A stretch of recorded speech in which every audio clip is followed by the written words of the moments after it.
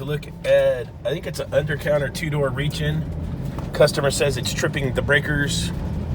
We're gonna head out there and take a look at it.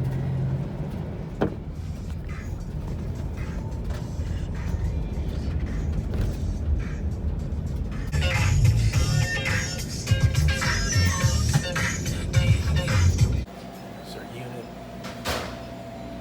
There's our evaporator sections back here. That's a Duke H.V.A.C 60M.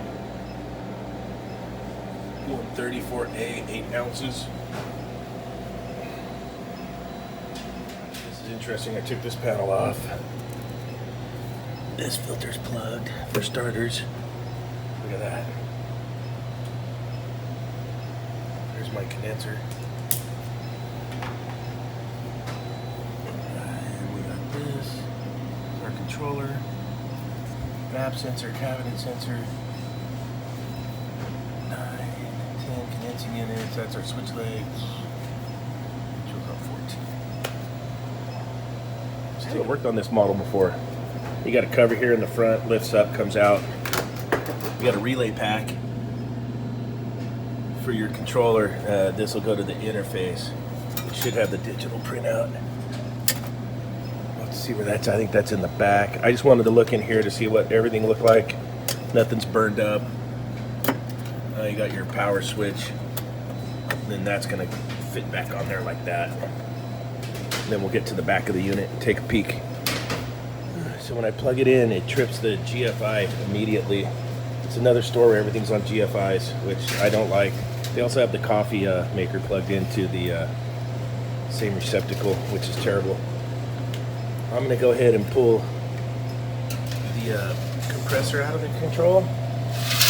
See if everything else runs. See on the schematic, power comes in, number 9 switches over to 10 to go to our condensing unit, like it shows right here. I'm going to take the red wire, which is number 10, out of there, and then see if I can get all the fans to run and see if the compressors are a problem. Mounts on it. It's kind of like a DIN rail that the control mounts on. So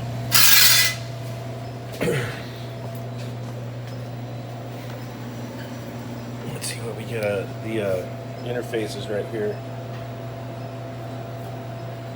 Back of the unit.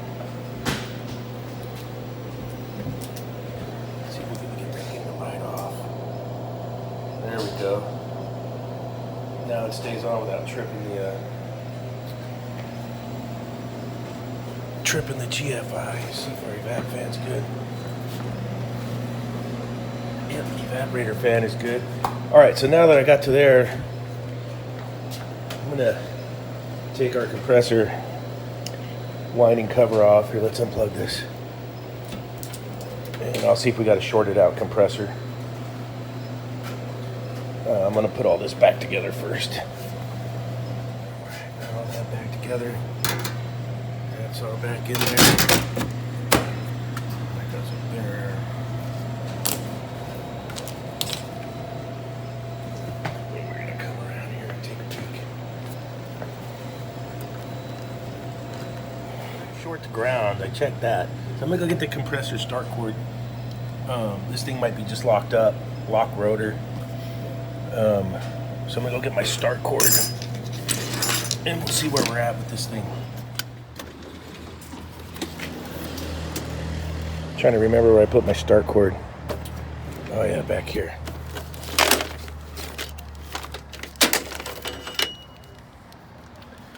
Grab that. An extension cord.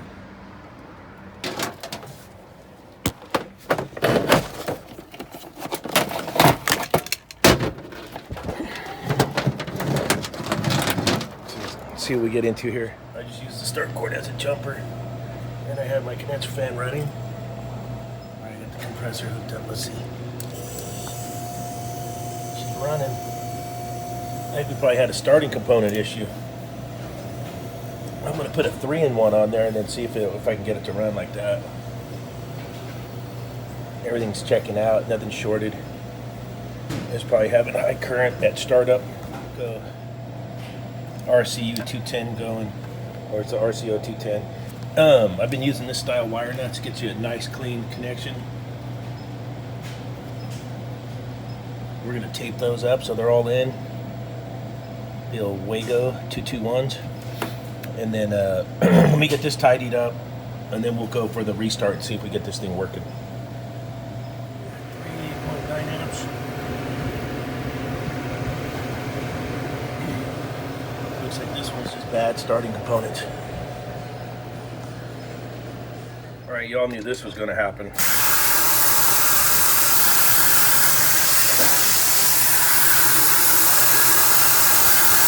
All right, the little fridge. The fridge is happy again.